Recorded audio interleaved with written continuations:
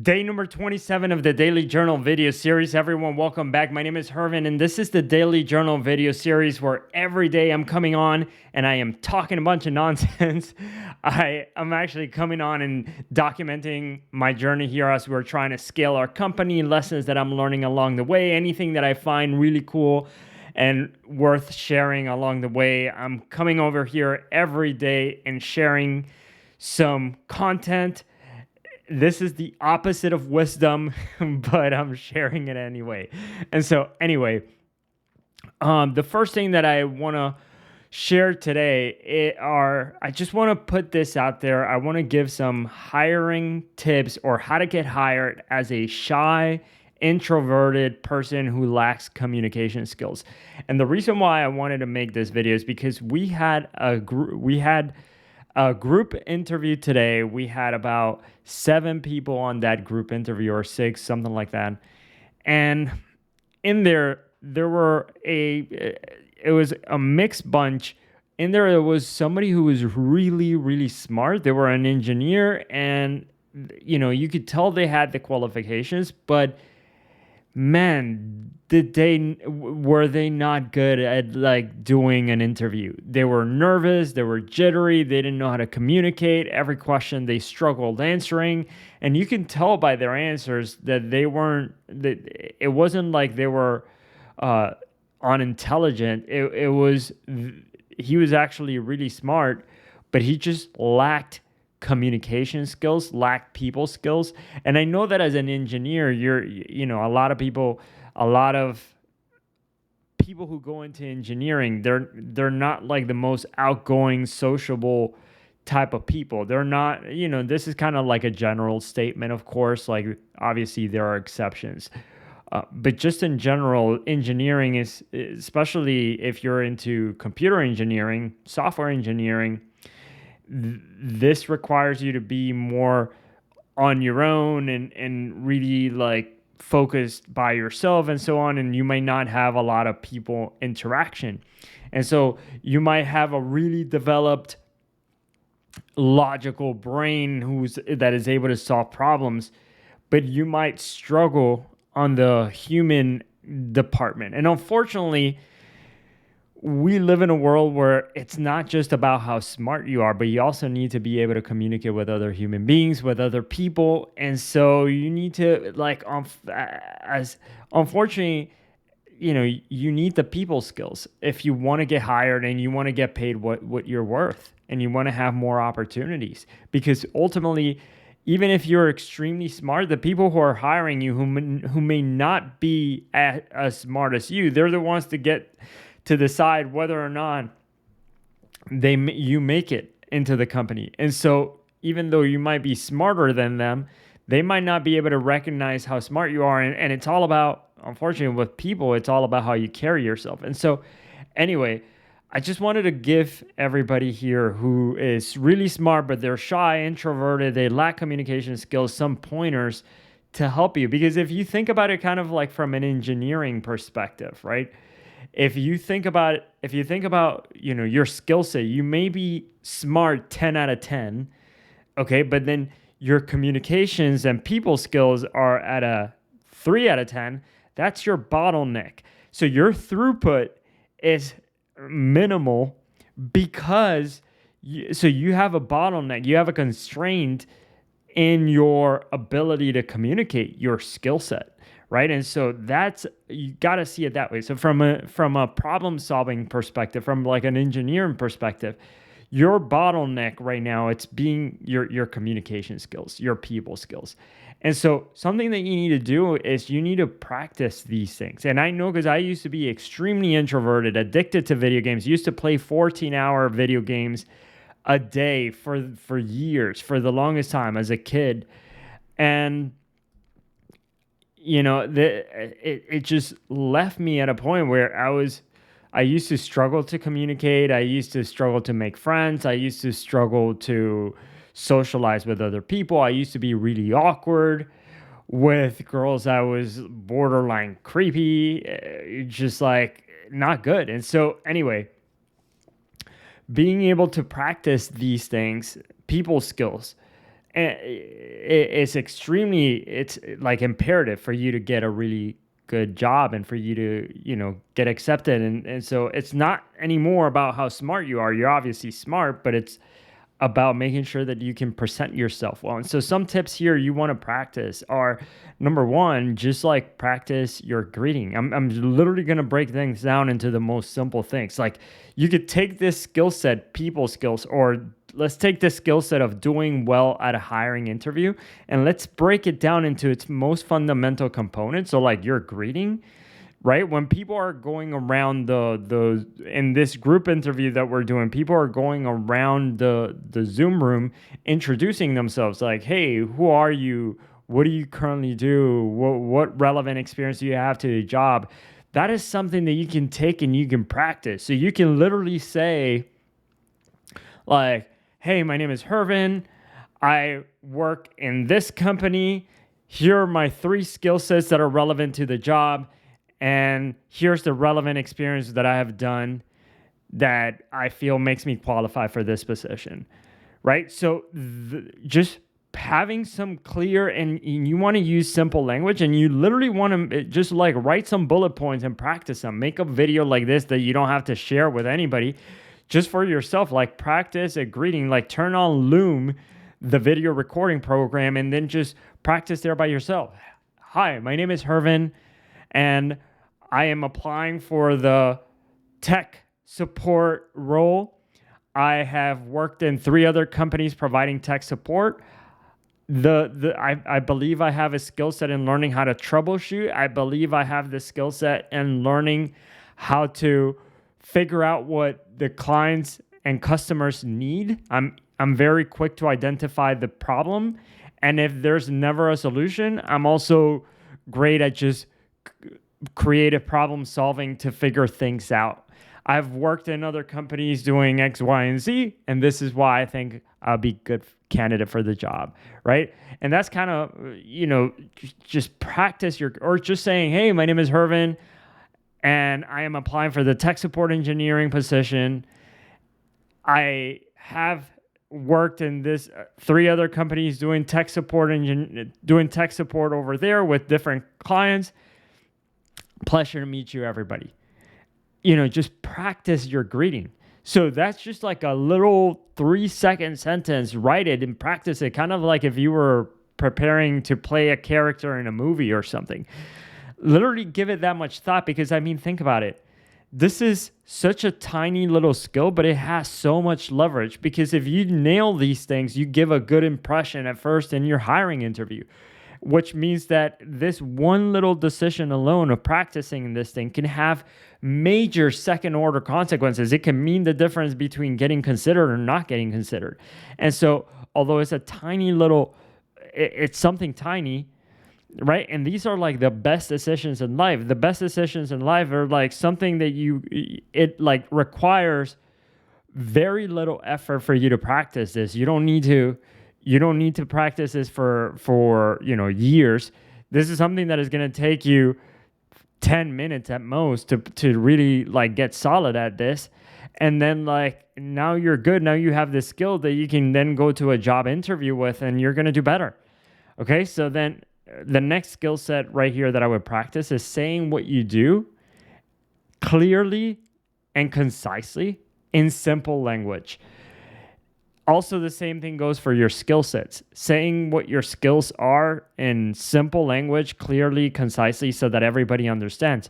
You know what's the worst thing that happens is that when you go on an interview and you ask like, "Hey, why should we hire you?"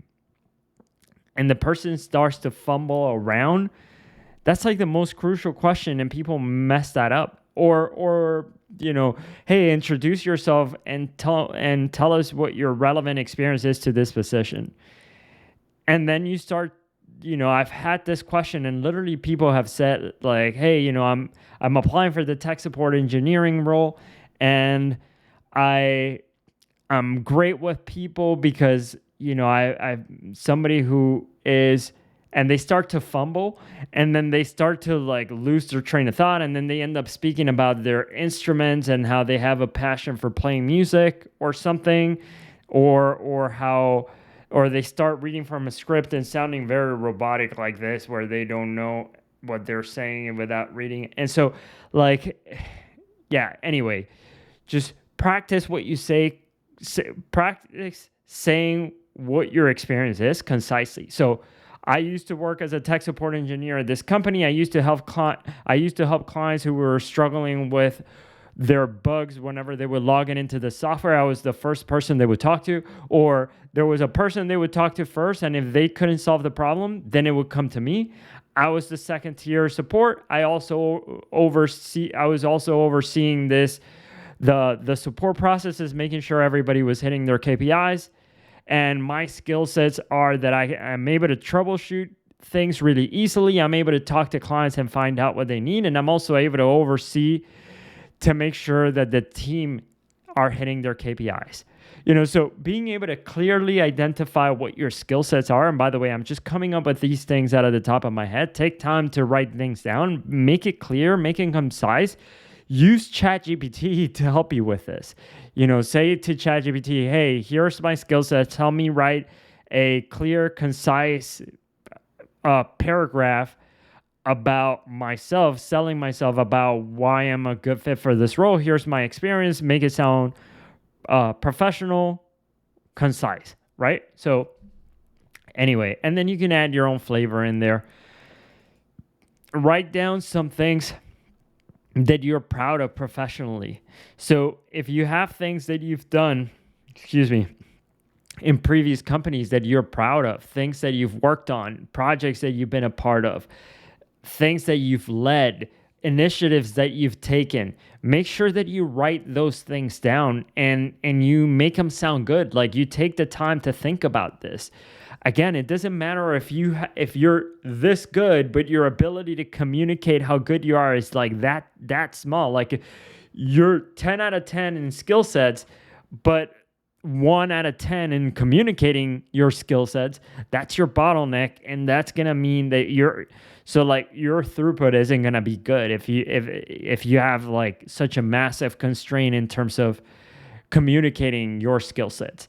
Also, your delivery. Make sure that you practice in front of Loom. Record yourself like this. This is why I'm even making this content right now. It's because I want to sound better. I want to sound smoother. I want to improve my presentation skills in front of other people, in front of the camera. That's why I'm making this content. I want to eliminate the words like and so this is why it is so important for you to practice in front of a camera, in front of other people, in front of the mirror, just so that you can get your delivery to be a little bit better. Notice right now, if this is day number 27, if you go back to day number 1, how much better I sound now that I did just even 27 days ago. And so you want to practice your delivery. You want to practice your choice of words. You want to speak in simple language. And you also the last point I have on this is you want to practice answering the question, why should we hire you? And the answer to that question, by the way, why should we hire you, isn't talking about yourself and talking about why this would be a good opportunity for you. You should answer this question like this. Let's say you're applying for a tech support engineer role. And then the part of the skill sets that the company is requiring as a tech support engineer is that they want somebody who's good with people, somebody who can troubleshoot any problems, and somebody who can make any systems more efficiently, for example. So the way you answer that question when they say, hey, why should we hire you? You could say, hey, listen, so thank you for asking the question. Here's why you should hire me. I saw in the job posting that you're looking for somebody who has the skill that is really good with people. They know how to troubleshoot anything. And you're looking for somebody who can make any system more efficiently. I have those 3 skill sets. I know how to do those 3 things. In my previous roles, I was able to make the systems more efficiently by looking at the processes, seeing how everything was done, and tweaking certain things that allowed the team to save like 3 hours every day. I am great with people. I had a really good customer score, and people really enjoy talking to me. Besides, I practice my people skills here with salsa dancing to make sure that I'm really sociable. And last, you're looking for somebody who can troubleshoot anything. I've been able to figure out tech issues in my company that nobody else has been able to figure out. That's what you should hire me. I think I meet all of the criteria that you're looking for. I have all of the skill sets. I'm also looking for a big opportunity for growth, and I think this is a great opportunity. That's why you should hire me. So I would, if I were you, I'd write those things down like I said it, and just practice saying something like that. Just like take what those job requirements are, and then just figure out what your skill sets are and what you've done that match that. And even if I'll give you an example of a person that doesn't have the skill sets. So it's not about having the skill sets. It's about how you frame it and how you present it. So like, let's say I'm somebody applying for a tech support engineering role and I don't have the skill sets. And so I would say, hey, look, this is why you should hire me. Based on the job application that I saw, you're looking for somebody who's great with people. You're looking for somebody who can troubleshoot anything. And you're looking for somebody who can make systems efficiently. Look, when it comes to being great with people, I'm normally somebody who's very sociable, and I'm practicing my social skills because of X, Y, and Z. I go to Toastmasters and I try to practice my delivery and how to talk to people. When it comes to troubleshooting anything, I've been able, I don't have professional experience troubleshooting anything, but I've been able to help my friend get back there, their computer was completely dead. Nobody was able to figure it out. They even took it to a repairing center. They couldn't figure it out, and I was able to go in there in a few hours, be able to solve that problem, and the computer ended up working.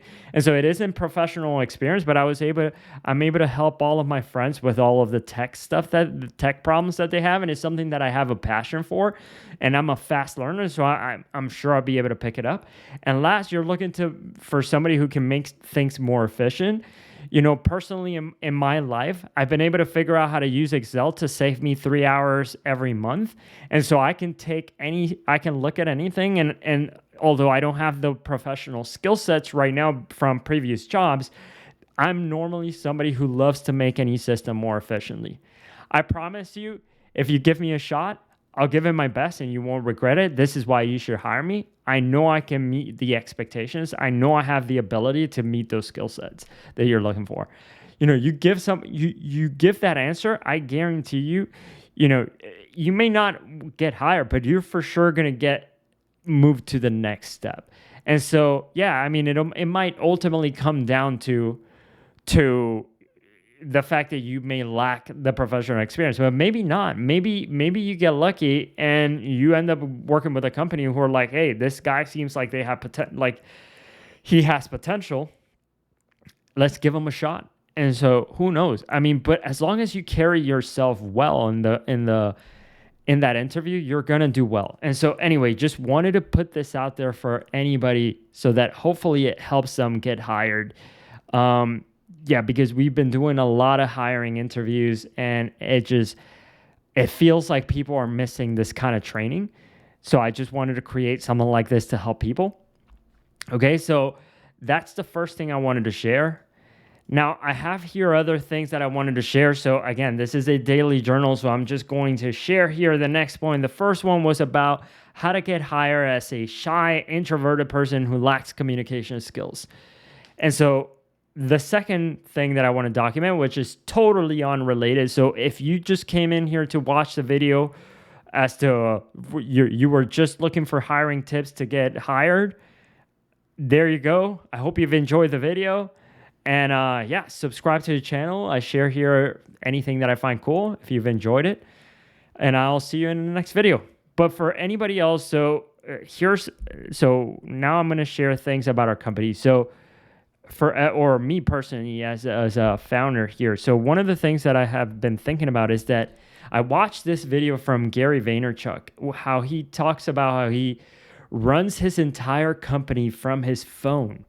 Okay, so from his phone, he's running a company that does hundreds of millions of dollars, right? And I thought about that and I'm like, man, that's crazy. Like, how does he do that? And he talked about it and he said, look, I run everything that I do from my phone. And anything that requires some work, that actually requires like going on, Google Sheets, Excel, to get the work done, I hire a human being and I scale with human beings for them to be able to do that. And I was thinking about this from the perspective of, input versus output, meaning imagine you have two buttons, right? So you have button A and button B.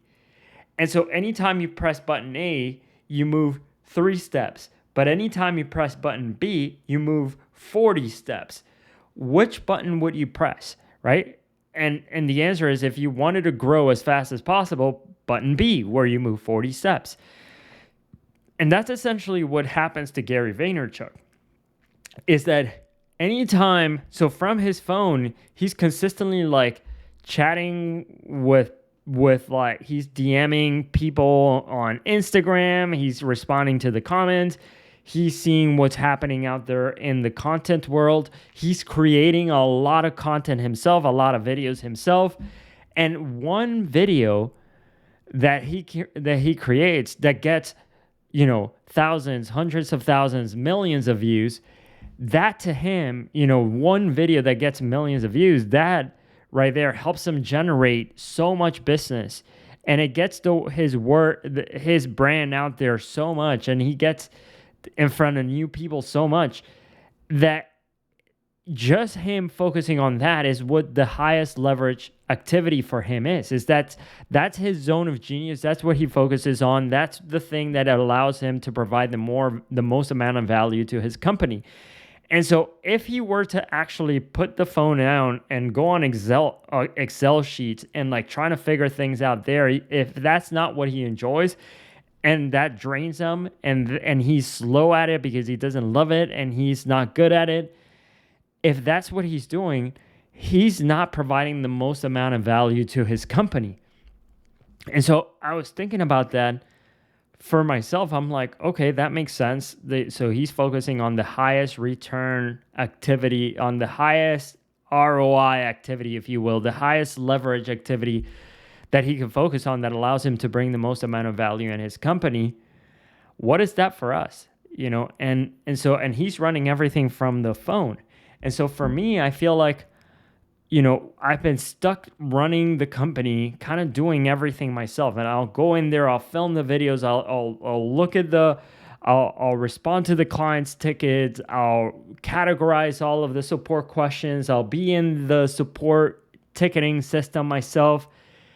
And I'm thinking to myself, I'm like, man, is that really the best use of my time? Is that like really where my strengths are, and is that the highest leverage activity? Is that like, let's go back to that analogy of button A and button B. It's like anytime I answer a ticket, it's like, or anytime I create a support document that answers the client's questions, I'm pressing button A and I'm moving like 10 paces. But if I focus on, if I go on Miro, like a whiteboard, and put down the vision and like write down, hey, this is where we're going. Here's the project that we're working on next. Here are the principles that we want to follow by when doing this project. Here's what success looks like. Here's what we want to do and what we want to avoid.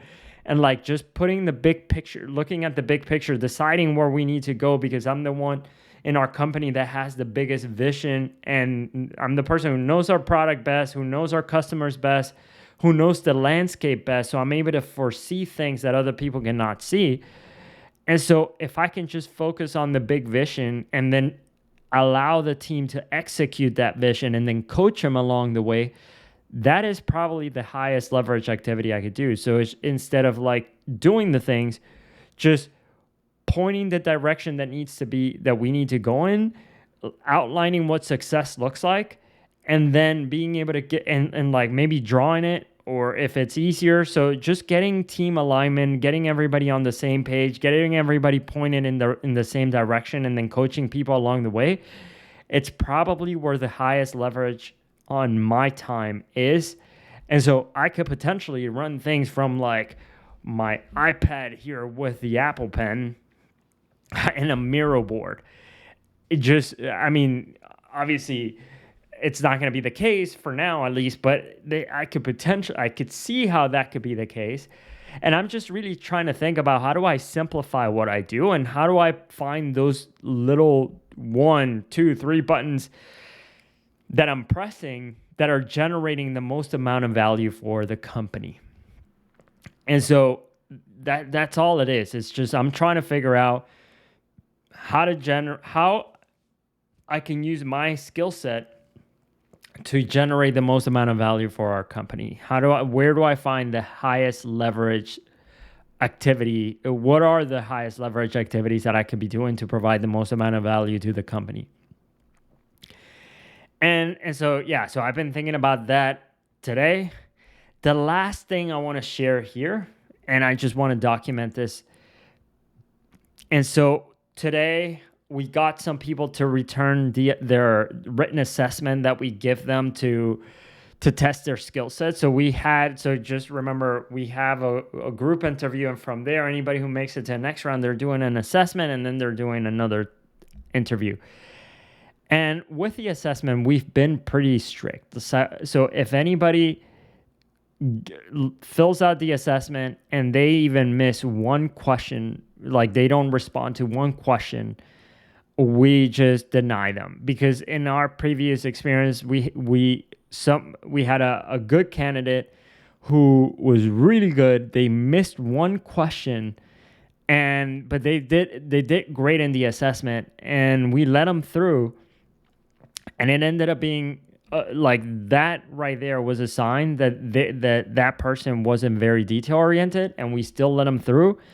And that ended up being the reason why we ended up having to let that person go, is because eventually that person, although really skilled, had super lack for detail. And so right now this person we just applied has been like one of the best candidates that we've ever seen. So they're amazing. And the way they answer the questions was really good, but they totally missed one question. Like they forgot to answer, not even a full question, just like part of the question they forgot to answer it. And I'm like, or they didn't even answer it. I'm not sure if they forgot, whatever, it was an oversight or something, but essentially it wasn't perfect. And I'm like, man, should we let this person through or not? And so we've decided, and I just want to document it here, we've decided to let this person through, and it is what it is.